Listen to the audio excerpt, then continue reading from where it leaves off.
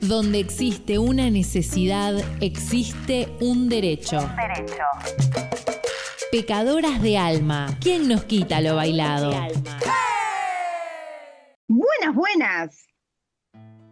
Buenas, buenas. Estela Mari Fraquelli e Ivana Silva te damos la bienvenida al episodio número 15 de Pecadoras de Alma Podcast. Que podés escuchar los días viernes a partir de las 19 horas por Radio Palabras del Alma. Y los días jueves y sábados a partir de las 15 horas por FM Tincunaco. 2 radios comunitarias del conurbano bonaerense. Y también nos podés escuchar en nuestro canal de YouTube, @Pecadoras de Alma. Bueno, esta semana tenemos a nuestra columnista que habla sobre acompañamiento terapéutico, salud mental, Laura Fraquelli Barreto, y te vamos a hablar inevitablemente del Indio Solari que nos dejó por estos días.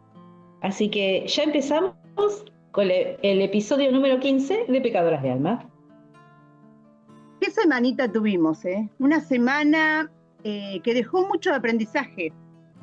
El Indio Solari murió. Yo que no soy ricotera y habré escuchado algunas canciones, al ver a ese público ricotero y al prestar atención a lo que decía, en un momento pensé, podría haber sido ricotera tranquilamente.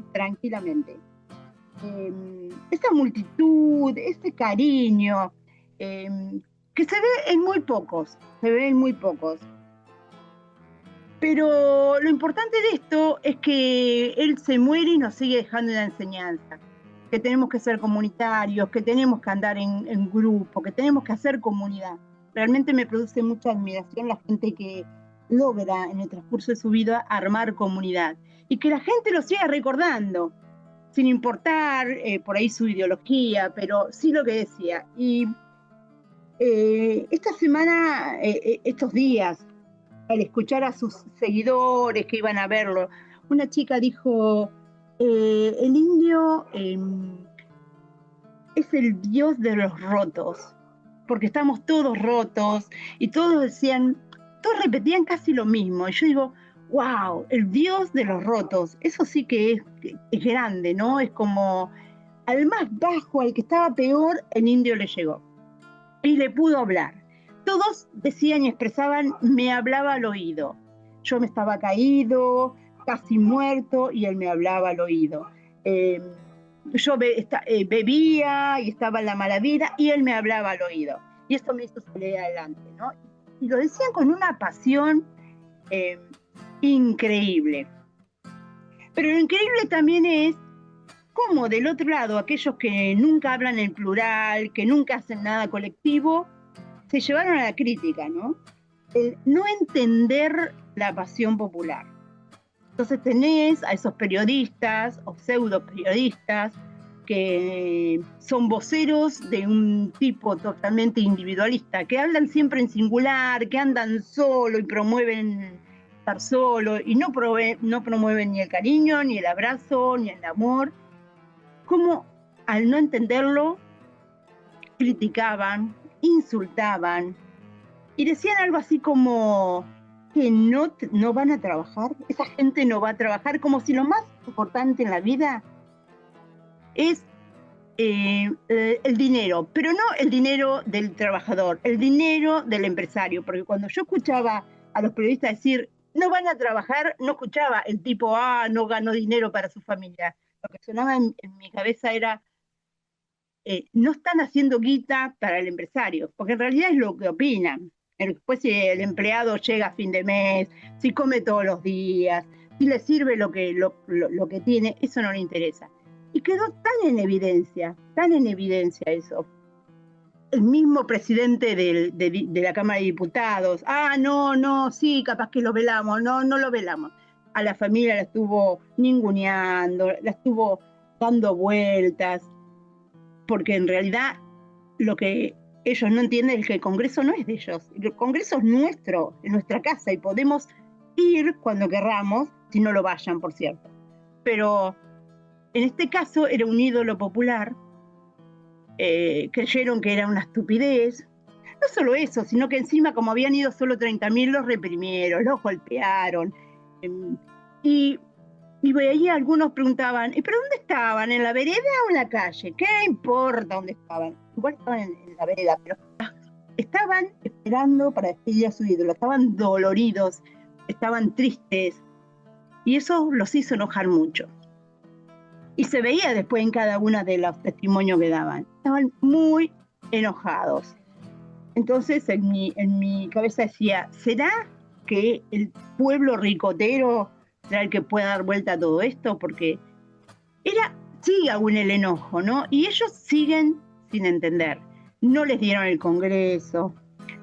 Por suerte, en Avellaneda, Ferraresi, quien haya sido, abrió un lugar para que puedan ir 1 millón de personas y no hubo un solo golpeado. O sea, habían 100 personas, los vaciaron. Había 1 millón y no hubo ningún problema. Iban a despedir a su ídolo, estaban doloridos, estaban tristes, cantaban, pero después cuando entraban a saludarlo y salían, ahí se daban cuenta de lo que había pasado, las cosas que dijeron del indio. Y la verdad es que yo lo había escuchado un par de veces, no lo seguía, pero como puso Hernán Nemi, nuestro presidente de la Biblia, qué lástima que no fui ricotero. Y cuánta razón tenía, porque yo pensaba exactamente lo mismo que él. Y el indio nos sigue dejando una enseñanza. Y la gente, la familia ricotera, de hecho tengo una familia amiga que es ricotera, que sus hijas, que una tiene 20, la otra tiene 15, son todas ricoteras. Y si ellos tocaban en Olavarría, se iban a Olavarría. Si tocaban en Córdoba, se iban a Córdoba.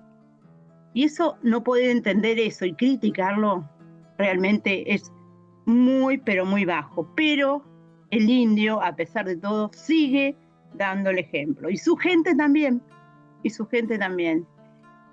Porque la verdad es que la gente que hablaba, rota, como decían ellos, pobre, tenía muy, muy claro lo que tenían que decir. No eran gente boba que iba hablando, no.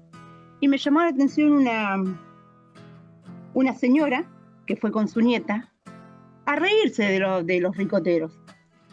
Ella misma después fue a la tele a decir, yo fui a burlarme de ellos y cuando vi todo eso, quedé tan impresionada que ni siquiera pude hacerlo.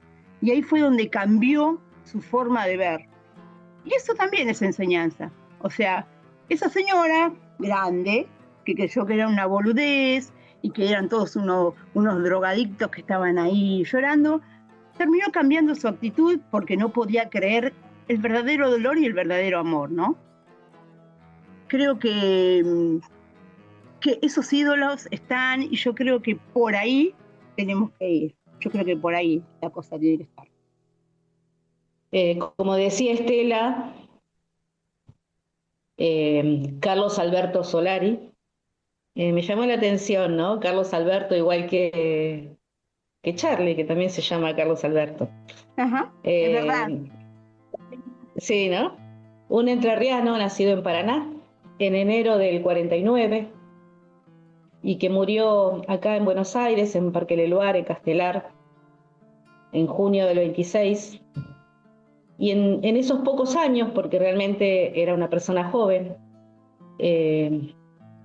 nos dejó un montón de cosas relacionadas con el arte, relacionadas con la vida, relacionadas con la política, porque el arte es política también. Todo en él era arte. De hecho, estudió en la escuela primaria, se recibió en la secundaria en una escuela técnica, pero después entró en Bellas Artes. Tenía una enorme incapacidad para adaptarse a las cuestiones como más formales, ¿no? Como más impuestas. Así que de Bellas Artes lo expulsaron. Pero siguió pintando. Sí. Pero siguió pintando, siguió escribiendo poesía. Y se conoció con Sky Bellinson, y formaron Los Redondos, que fue Patricio Rey y sus Redonditos de Ricota, un nombre que tomaron de una pasta que compraban en una panadería en la región de La Plata, donde fundaron la banda, donde comían redonditos de ricota que parece que eran muy ricos. Y con ese nombre raro y esas letras crípticas al principio, que eran crípticas a propósito, porque sus primeros shows eran shows circenses, con acrobacias y malabares. Bueno, en esa onda empezaron y después se dieron cuenta que el arte y la locura podían ir por otros lados, quizás inspirados en esos poetas beatniks que él leía, que leían ellos, y escribieran esas letras tan cerradas, tan raras, solo para entendidos. Había que aprender cuál era la mística ricotera, y por eso sus recitales se llamaban misas, Claro. las misas ricoteras, y que siempre fueron del under, del llamado under, ¿no? Nunca transaron con el poder ni con las presiones de las discográficas. Quizás eso fue lo que hizo, uno de los motivos por los que nunca trascendieron de Argentina. Por ahí llegaron, no sé, a Uruguay, o se los escuchaba un poco en Chile, pero no, siendo una enorme banda de rock, no trascendieron más, porque me parece que también fue una decisión propia, ¿no? Ellos fueron siempre producidos por la Negra Poli, que era la pareja de Sky Bellinson. Y bueno, ella se peleaba con todos los productores, con todos los empresarios. Se peleaba con la policía en la puerta de los recitales para que no entraran a reprimir, porque la policía los perseguía permanentemente. Porque esta sociedad, siempre tan derechosa, no se banca la contracultura, no se banca la resistencia. Entonces llegó un momento en que ellos decidieron que no iban a tocar más, después de un trágico episodio, decidieron que no iban a tocar más en Buenos Aires y elegían lugares alejados de las grandes capitales. Nunca transaron, eso es lo que nos queda. Y eso es lo que más se admira en el indio. Y por eso hubo 70 cuadras de cola, hubo 80, no sé. Hubo un montón de gente durante varios días que solo por pasar un ratito a rendirle un homenaje, estuvieron horas y horas caminando y haciendo una cola.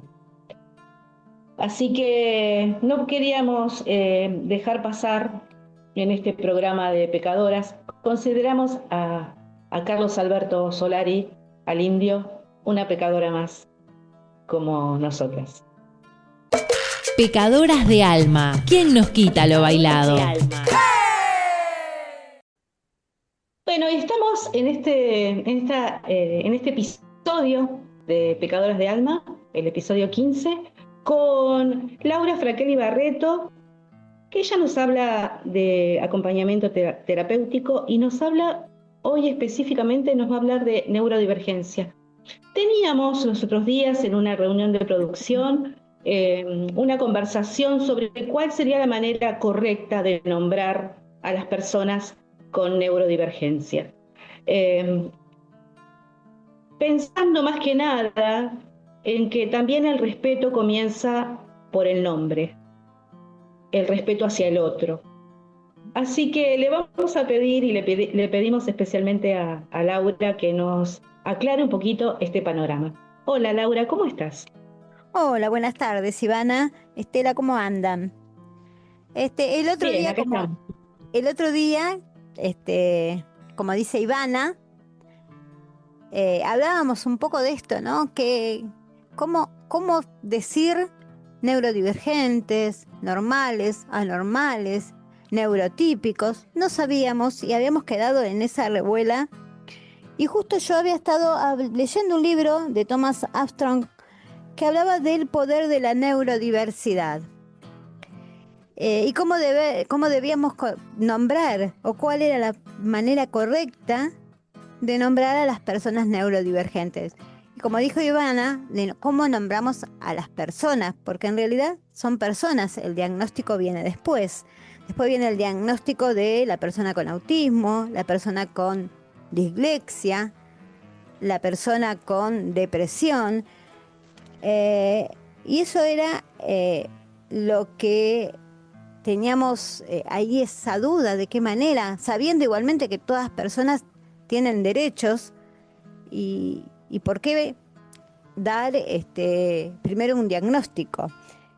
Y como decía este buen señor en el libro, las extraordinarias capacidades que se ocultan tras el autismo, la hiperactividad y las dislexia y otras diferencias cerebrales, donde habla de mirar a la neurodiversidad desde otro punto de vista, desde otra mirada y centrarse en la persona, no en el diagnóstico. Esto lo dice este señor en su libro, en su capítulo, porque en realidad es el capítulo donde habla precisamente de esto. Y me pareció muy interesante para compartirlos con ustedes después de esa charla que habíamos tenido entre nosotras. Nos invita también a cambiar un poco esa mirada sobre cómo ver al otro, cómo ver a las personas neurodivergentes y esa neurodiversidad, porque si no sería personas anormales y personas normales. ¿Qué sería lo más, lo que decimos, los anormales? Hablamos de que no es malo tampoco que exista un diagnóstico, porque de esa manera uno puede ver de qué manera ayudar o de qué manera acompañar, cuáles son las necesidades que se tiene. Recién dijiste, hablaste de personas normales o anormales, que es lo que vulgarmente, la forma en que vulgarmente hay quienes se dirigen a quienes no son como ellos mismos, ¿no? A quienes son diferentes. En este caso estamos hablando de neurodiversidad o neurodivergencia, pero también se puede dar alguien que tiene otro tipo de enfermedades o que tiene otra manera de ver la vida, ¿no? Como que lo normal cada vez se desdibuja más, porque cada vez hay más diversidades, porque afortunadamente las sociedades cada vez estamos presenciando más apertura a las diferencias entre nosotros. Sin embargo, todavía queda así como anquilosada en algunos sectores de la sociedad, esta cosa de que hay una normalidad y que todos tenemos que responder a ella, si no ya somos todos anormales los que no respondemos a ella. Es muy interesante esto y es necesario, como vos decías, lo estuvimos hablando en reunión de producción, saber cómo tenemos que nombrar a las personas con neurodiversidad, porque por más que sean personas igual que todos los demás, a veces es necesario de acuerdo al ámbito en el que nos estamos desenvolviendo. Vos recién hablabas de neurodiversidad y de neurodivergencia. ¿Es lo mismo cualquiera de esos dos términos? Sí, en realidad sí, es exactamente lo mismo, porque como dice en el texto, no hay una única forma correcta de pensar y de aprender. Entonces la neurodiversidad, la neurodivergencia es cuando hablamos de neurodivergencia, podemos hablar de autismo, de TDAH, de dislexia, o de una discapacidad intelectual, pero siempre nos enfocamos en lo mismo, en neurodivergentes y neurodiversidad. Porque cuando hablamos de neurodiversidad, porque hay muchas, como decías recién, hay muchas y variadas o variados diagnósticos. Entonces los enfocamos en eso. Pero para que queden claro también estas diferencias, se puede decir que la neurodivergencia engloba más a al autismo, al TDAH, a la dislexia, y la neurodiversidad habla de distintas formas de funcionar, que también es, habla de la manera de procesar o de pensar. Pero volvemos a lo mismo, que no todos los cerebros son iguales y no todos procesan de la misma forma. Sí, la verdad que sí. Yo no entendía cuál era la diferencia entre diversidad y divergencia. Y bueno, es como en el lenguaje, no es específico de la salud mental, sino que es como en el lenguaje común. La diversidad es que hay, como decías recién vos, muchos diagnósticos, y la divergencia tiene que ver con lo que se separa, con lo que es distinto, con lo que se aleja de lo que la gente habitualmente considera normal. Así que, bueno, se entiende ahora perfectamente la diferencia. Exacto, pero Está claro, bien. como las diversidades culturales, hay diversidades de diagnósticos o sí, de diagnósticos en sí. Y también es cómo se siente la persona o cómo quiere ser llamada dentro de su entorno, porque también es eso, pasa también por lo cultural, por su forma de aprender y de pensar. Según en su entorno, cómo quiera ser llamada, porque uno no va por la vida diciendo autista fulanito, sino dice soy fulanito y tengo un diagnóstico que es autismo, y eso también ayuda a saber de qué manera se le puede ayudar o de qué manera se le puede enfocar, por ejemplo, en la escuela, que es donde hay muchas dificultades ante esto que vos estás diciendo de neurodiversidad, neurodivergente, que no sé cómo enfocarse en estos apoyos. También en el trabajo y en la sociedad en sí. Y también Nos, eso me imagino que debe variar de país en país, porque yo sigo una serie protagonizada por un personaje que es neurodivergente,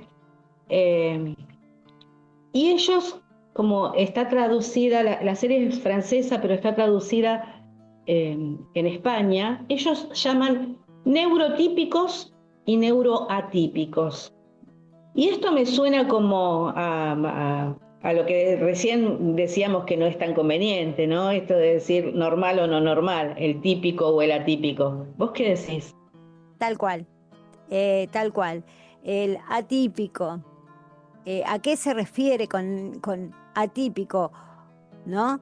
Porque, vuelvo a decir, no hay un modelo de cerebro como tienen que ser, o no, tiene que ser, si no seríamos robot, ya ni atípicos ni neurodivergentes, seríamos un robot con todos los cerebros iguales, y no hay una forma única. Por eso es esto de atípicos, normales y anormales. Sí, Nos clasificaríamos de esa manera, sí. ¿no? Sí, contanos, ¿cómo se llama el libro que estabas leyendo, donde se basa esta Sí, se serie? llama El poder de la neurodiversidad. Es un libro interesante de las diferentes formas, de los diferentes diagnósticos. Habla de estas limitaciones que ponemos, o sea, que imponemos nosotros como sociedad, porque no somos capaces de adecuarnos.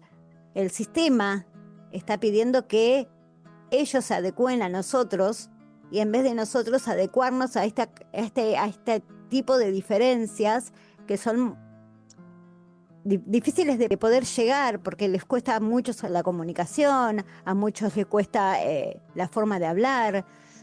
Creo que en otros programas se habló esto de las capacidades, de que no todos tienen las mismas capacidades. A lo mejor algunos tienen una forma de comunicarse a través del arte, pero no le gusta la matemática. Y yo creo que esto pasa aunque uno no sea neurodivergente, ¿no?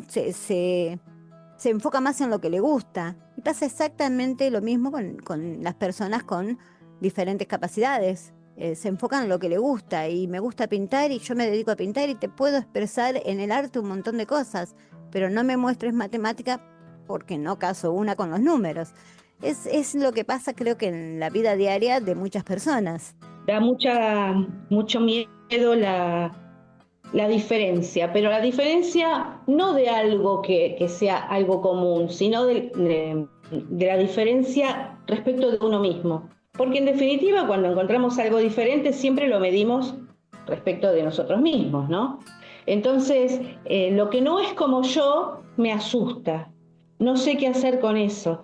Y nos pasa con un montón de aspectos de la vida, nos pasa con el género, nos pasa con las preferencias sexuales, nos pasa con la gente, por ejemplo, celíaca.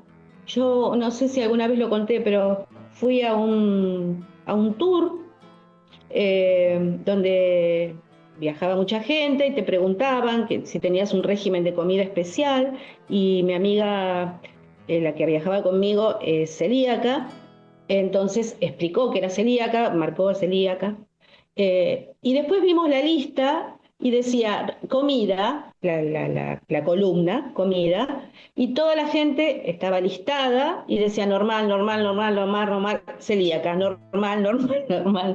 ¿El celíaco es anormal? Ella como que ya estaba medio acostumbrada, ¿no?, a que le pasaran estas cosas, pero de todos modos nos llamó mucho la atención y fue chocante esto de sentirse, porque si no sos normal, que sos anormal. Exacto. De sentirse Exacto. así tan discriminada. No te sentís distinto, no te sentís diverso, te sentís un bicho raro. Esto es lo que tenemos que tratar de evitar que el otro se convierta en un bicho raro solo porque tiene una manera diferente de llegar a las conclusiones que la mía, o porque se traba cuando lee, o porque confunde las palabras, o porque le molestan los ruidos muy fuertes. No es anormal, es diferente, es diverso respecto de esta sociedad. Tal cual. Y no sé que la sociedad es diversa, como vos decías. Claro, tal cual. Es así, eso de hacer sentir al otro diferente, precisamente porque no piensa como uno.